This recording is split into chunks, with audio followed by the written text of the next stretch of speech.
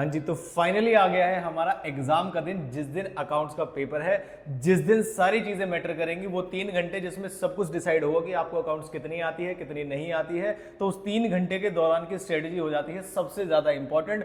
दोनों टॉपिक पे बात करूंगा कि पेपर अगर आसान आएगा तो कैसे करना है, और इनकेस अगर paper out of the box आ गया, मतलब मुश्किल पेपर आ गया, तो उस केस में आपको क्या करना है। जो भी अकाउंट्स की तैयारी मैंने आपको कराई, जो भी इंपॉर्टेंट चीजें बताई, वो बच्चों के कहने पर कराई। हालांकि मैं अकाउंट्स पढ़ाता नहीं हूँ। आई होप आपको सारी चीजें मिली हो। कल भी रात 3 साढ़े 3 बजे तक भी मैंने बच्चों को क्या नाम है थ्योरी के टॉपिक्स और बाकी सारी चीजें जो मांग रहे थे वो भेजे। अगले जो 2 पेपर आने वाले हैं, यानी कि कॉस्ट और टैक्स, उसकी थ्योरी, उसके एमसीक्यू, उसके सुपर 40 या उसके कोई लेक्चर, कोई भी चैप्टर अगर आपको चाहिएगा तो 110% अगले 2 पेपर आप मेरे भरोसे छोड़ सकते हैं। तो वीडियो करते हैं शुरू। अगर आपने अभी तक चैनल को सब्सक्राइब नहीं किया तो पक्का कर दीजिएगा, और इस वीडियो को भी लाइक कर दीजिएगा। लाइक टारगेट रखते हैं 100 का। आई होप बहुत आसानी से आप इसे अचीव करा देंगे। तो चलिए शुरू करते हैं। और हाँ, आज मैं आऊंगा आपके दोबारा से सेंटर में, वही सेम सेंटर सत्यवती स्कूल, जो स्कूल है। तो जो बच्चे वहां पर मिले तो पक्का मुझसे मिलके जाइएगा। तो चलिए शुरू करते हैं।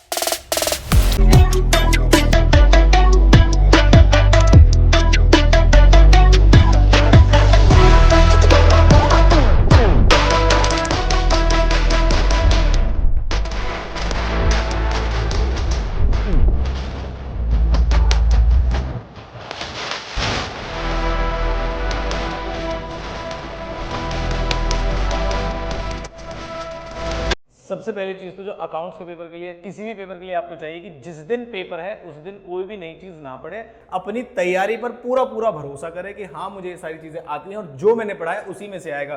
कोई भी नई चीज अगर आप पढ़ने जाएंगे तो आपका जो एग्जिस्टिंग जो चीजें आती है वो भी खराब हो जाएगी। मेरे पास एक मॉक टेस्ट पेपर इंस्टीट्यूट का, जिसके रेफरेंस में मैं आपको बताऊंगा कि अगर आसान पेपर आता है तो कब करना है, और अगर मुश्किल पेपर आता है तो क्या करना है। तो मेरी स्ट्रेटेजी क्या रहती है बच्चों के लिए एग्जाम के लिए, जरा फटाफट से देखिए। जैसे मान लीजिए पेपर है आपका, इस पेपर में 2 तरीके के क्वेश्चन आते हैं। जैसे कि ये यहां से सेक्शन बी शुरू हो जाता है। अभी ये भी बताऊंगा आपको कि क्या नाम है एमसीक्यू कितने बजे करने, मतलब किस टाइम करने और पहले क्या करना चाहिए। जैसे आप देख रहे होगे क्वेश्चन नंबर 2, कई सारे बच्चे पूछ रहे थे कि सर सेकंड क्वेश्चन जो है कहां से आएगा। कहीं से भी दे सकते हैं। सेकंड क्वेश्चन का कोई मतलब स्पेसिफिक चैप्टर नहीं है, तो लेकिन जनरली स्टार्टिंग के चैप्टर से ही देंगे वो। तो देखिए जरा ध्यान से, आपको जो 7-7 नंबर के क्वेश्चन दिखाई दे रहे हैं, मान के चलिए जैसे ये 7 नंबर का, ये 7 नंबर का। तो पहली जो चीज है, जो पहली टिप है मेरी, वो ये है कि आप कौन से क्वेश्चन से स्टार्ट नहीं करेंगे। तो आप 14 मार्क्स के क्वेश्चन से स्टार्ट नहीं करेंगे, चाहे आपको कितना भी अच्छे से आता हो, फिर भी आप 14 मार्क्स के क्वेश्चन से स्टार्ट नहीं करेंगे। और आपके एग्जाम में 2 14 मार्क्स के क्वेश्चन आने वाले हैं।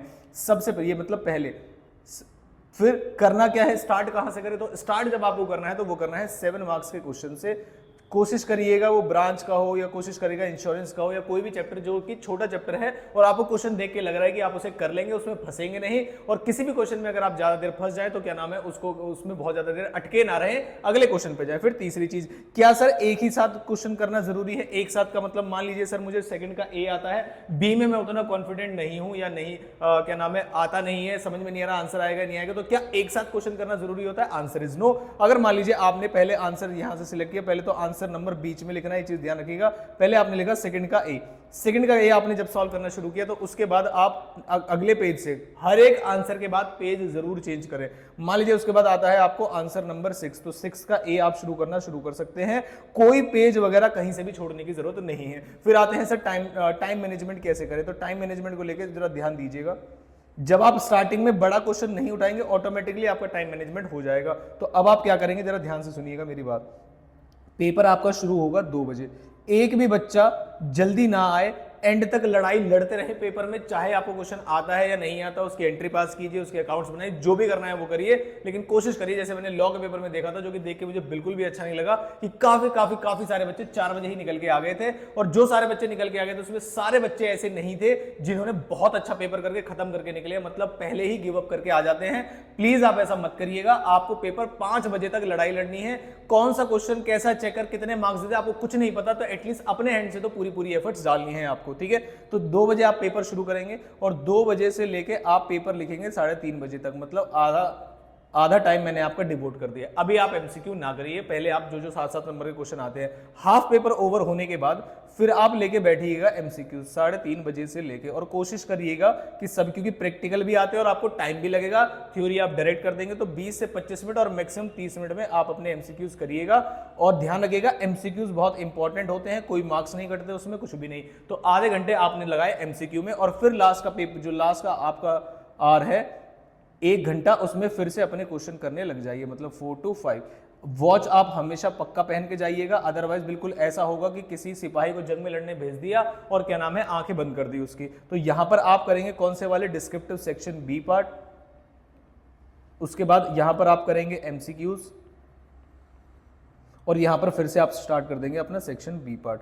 जब आप 1 से 2 क्वेश्चन छोटे करना शुरू कर देते हैं 7-7 नंबर के, तो फ्लो आ जाता है, आप पेपर के फ्लो में आ जाते हो। लेकिन अगर मुझसे कोई बच्चा कहे कि सर मुझे ये वाला क्वेश्चन क्या नाम है 14 नंबर का बिल्कुल अच्छी तरीके से आता है, तो क्या मैं कर दूं, तो मेरी आपको फिर से सजेशन यही रहेगी कि टाइम ज्यादा लग जाएगा, आप 1 या 2 क्वेश्चन से स्टार्ट करिए। जैसे वार्म अप करते हैं ना, जैसे क्रिकेट में वार्म अप करते हैं बॉलर्स वगैरह एक बॉल डालने से पहले, ऐसे ही ये जो 7-7 नंबर के क्वेश्चन होते हैं ना, वार्म अप होते हैं आपका, या कोई एएस का क्वेश्चन उठा लिया आपने, कुछ भी कर लिया, तो पहले वार्म अप कर लीजिएगा अपने आप को, 1 या 2 या 3 या 4, मैं तो ये बोलूंगा जितने 7-7 नंबर के क्वेश्चन आपको पहले आते हैं उन्हें पहले निपटा डालिए, उसके बाद आप 14 नंबर के क्वेश्चन पे जाइए। और ऐसा भी हो सकता है कि आपको 14 नंबर का क्वेश्चन करने की जरूरत ही ना पड़े, अगर आपको कोई आता ना हो तो पहले ही उसमें क्यों स्टक होना। थ्योरी के लिए मैंने आपको ऑलरेडी बहुत सारी चीजें सेंड की थी, एमटीपी वगैरह। उसके अलावा भी अगर आप चाहते हैं कि सर थोड़ी सी थ्योरी और बता दीजिए, वो कम रह गई थी, तो फिर से मैसेज कर दीजिएगा, या मैं खुद ही कोशिश करूंगा कि सारे नंबर पे भेज दूं। पास्ट ईयर पेपर की जो थ्योरी है प्लीज प्लीज प्लीज आप वो जरूर देख के जाइएगा। जिन बच्चों को ढूंढने में कोई परेशानी तो मैं भेज दूंगा अभी ऑटोमेटिक। जितने सारे बच्चों ने कल एटलीस्ट 500 प्लस बच्चों के साथ, मतलब मैंने क्या नाम है वो सारी चीजें शेयर की हैं, तो अब जरा ध्यान से देखिएगा। नई नई चीजें नहीं पढ़नी है, थ्योरी तो आप देख के जा सकते हो, एग्जाम सेंटर के बाहर भी देख के जा सकते हो, पेपर में पजल नहीं होना है। उसके बाद आते हैं कि सर काफी सारे बच्चे क्या मिस्टेक करते हैं, जरा ध्यान से देखिएगा। मैंने जो देखा है वो क्या करेंगे, इस तरीके से अकाउंट बनाना, डेबिट लिखना, क्रेडिट लिखना, भाई ये कुछ मैटर नहीं करता। आप अपना सिंपल अकाउंट बनाइए, पर्टिकुलर्स वगैरह भी नहीं लिखेंगे आप, तब भी आपका एग्जामिनर पूरे पूरे मार्क्स देगा। तो बिल्कुल भी टाइम वेस्ट नहीं करना है, अकाउंट बना के छोड़ देना इस तरीके से। और अगर आपके लास्ट में समय बच जाए आपके पास, तब जाके इसमें पर्टिकुलर्स अमाउंट रुपीस जो भी आप भरना चाहते हैं वो आप भर सकते हैं। लेकिन मेरा आपका सजेशन है स्टार्टिंग में पेपर को सजाने के चक्कर में मत लगिएगा। नेक्स्ट पॉइंट आते हैं 7th पॉइंट। सर अगर पूरा क्वेश्चन सही नहीं जा रहा है तो क्या वो आंसर काट देगा? आंसर इज यस, आंसर काट देगा। लेकिन अगर आपने बनाए हैं वर्किंग नोट्स, फॉर एग्जाम्पल जैसे मान लीजिए मैंने कहा आपने एनपीओ का क्वेश्चन उठा लिया,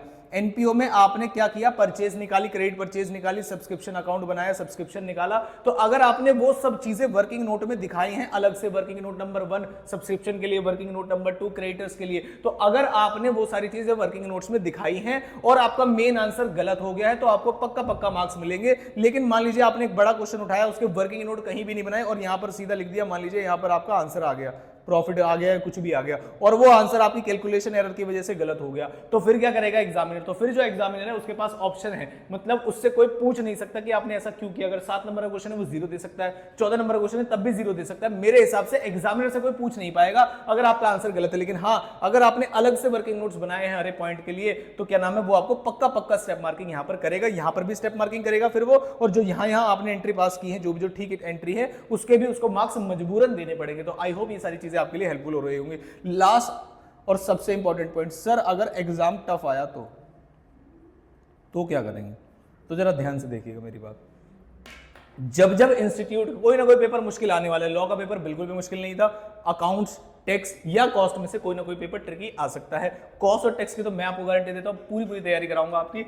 टफ अगर अकाउंट्स का पेपर आ जाए तो क्या करेंगे उस केस में? तो अगर अकाउंट्स का paper out of the box आ जाए या टफ आ जाए, तो ध्यान रखिएगा वो पूरे इंडिया में बैठे हुए हर एक सीएमए स्टूडेंट के लिए वो टफ होगा, पहली चीज तो। दूसरी चीज, जब भी पेपर टफ आता है तो उसकी जो मार्किंग होती है वो लीनियंट की जाती है। हर एक इंस्टीट्यूट ऐसा करता है, लेकिन उसी बच्चे की मार्किंग लीनियंट होगी जिसने एंड तक हर एक क्वेश्चन को अटेम्प्ट किया होगा और उसे जो भी आता है या ठीक लगता है उसने लिखा होगा। जो बच्चा पेपर में क्वेश्चन छोड़ के आ गया होगा जस्ट बिकॉज की पेपर टफ है, मुझे पूरा क्वेश्चन नहीं आता है, तो उसे लीनियर मार्किंग का हिस्सा ही नहीं बनाया जाएगा, क्योंकि उसने कुछ लिखा नहीं है। तो ये मेरी आपसे रिक्वेस्ट है, पूरे 5 घंटे बैठ के लड़ाई लड़नी है आज ये अकाउंट्स की। आपको पेपर जितना आता है उसे अच्छे तरीके से करिएगा, जितना नहीं आता उसे भी अटेम्प्ट करने की कोशिश करिएगा। एमसीक्यू आपको छोड़ने नहीं है, एमसीक्यू स्टार्टिंग में लेके मत बैठिएगा। 1-2 क्वेश्चन अगर आपको नहीं आते होंगे, पढ़ना भी मत। अगर आपको 1-2 क्वेश्चन नहीं आते होंगे तो स्टार्टिंग में ही आपका जो माइंडसेट है वो नेगेटिव हो जाएगा। 1-2 एमसीक्यू के आंसर नहीं निकले, ऑप्शन नहीं आ रहे, तो वहीं से नेगेटिव हो जाएगा। इसलिए मैंने आपको सभी से सजेस्ट किया है कि 7-7 नंबर के जो छोटे छोटे क्वेश्चन है वो मॉक अप के लिए स्टार्ट कीजिए। उसके बाद जो आपको 14 मार्क्स का पेपर आता है, बिल्कुल अच्छे तरीके से आपको सिलेक्शन करनी है। एक लास्ट चीज और बता दूं मैं आपको, हाउ टू सिलेक्ट क्वेश्चन, की कौन सा क्वेश्चन करना है और कौन सा क्वेश्चन नहीं करना, सिलेक्शन सही कैसे करें। क्योंकि कई बार मैंने देखा है कि बच्चे सिलेक्ट करते हैं कि चलो मैं क्या नाम है लेट्स से 6th क्वेश्चन करता हूं, तो 6th का ए करेंगे, बी नहीं हो रहा, फिर ए काट देंगे, फिर 5th पे चले जाएंगे, चलो 5th कर लेते हैं। तो आपको जितना भी टाइम लगाना है वो पेपर में क्वेश्चन को सिलेक्ट करने से पहले लगाइए। एक बार क्वेश्चन स्टार्ट कर दिया मतलब सारी एडजस्टमेंट्स पढ़ने के बाद ये नहीं कि चलो जॉइंट वेंचर का क्वेश्चन है तो जॉइंट वेंचर मुझे आता है इसे कर लेता हूं, ना ना ना, आप सारी एडजस्टमेंट पढ़िए, सारे क्वेश्चन पढ़िए। अगर आपको क्वेश्चन आता है, मतलब अगर आपको चीजें आती है, जैसे क्वेश्चन मान लीजिए मैंने कहा कि सारी एडजस्टमेंट मुझे आती है, तब मैं पेपर को स्टार्ट करूं। अगर मुझे मान लीजिए 6th क्वेश्चन अटेम्प्ट करना है तो मैं 6th का ए बी जो भी पार्ट है वो सब पहले से ही पढ़ लूं कि हाँ मुझे सारे पार्ट आते हैं नहीं आते। ऐसा नहीं हो सकता आप एक 6th का ए कर लीजिए और 5th का बी कर लीजिए, क्या चेक हो जाएगा? Answer is no. अगर आपको छोड़ने की बारी आएगी तो एक ही क्वेश्चन सिलेक्ट होगा। तो आई होप ये वीडियो आपके लिए हेल्पफुल रही होगी। मुश्किल पेपर में क्या करना है मैंने आपको ये भी समझा दिया है, और क्या किस तरीके से आपको क्या नाम है चीजें स्टार्ट करनी है। बड़ा क्वेश्चन स्टार्ट में नहीं लेना है, आंसर नहीं आ रहा क्वेश्चन को छोड़ देना है, लास्ट में जब आओगे तो जब दोबारा से क्रॉस चेक कर लेना। कई बार ऐसा होता है प्रेशर में हमें पता होता है गलती क्या नाम है मिल नहीं रही है बस, और उसमें आधा घंटा लगाते हैं, वो नहीं करना है आपको। आगे जाके क्वेश्चन को अटेम्प्ट करिए, लास्ट में अगर टाइम मिल जाए तो पक्का पक्का आपको दोबारा जब उस क्वेश्चन को पढ़ोगे तो आपको अपनी गलती मिल जाएगी और क्वेश्चन भी मैच हो जाएगा। मैच कराने के चक्कर में एक घंटे मत वेस्ट करिएगा आपका किसी भी क्वेश्चन में। पेपर जो है बहुत बढ़िया आ जाने वाला है आपका, अपनी तैयारी पे क्या नाम है भरोसा रखना है। वीडियो को एंड तक देखने के लिए बहुत बहुत धन्यवाद। वीडियो को लाइक जरूर करिएगा और मिलता हूं आपसे पेपर में। कॉस और टेक्स के लिए अपने सारे फ्रेंड सर्कल में इस चैनल को शेयर कर दीजिएगा, ऐसी तैयारी कराऊंगा आपकी आपने आज तक नहीं की होगी, इस बात की गारंटी है। तो मिलता हूं आपसे अगली किसी स्ट्रेटेजी वीडियो में और शाम को आपको मिलता हूं आपके सेंटर में। तो thank you so much, all the very best.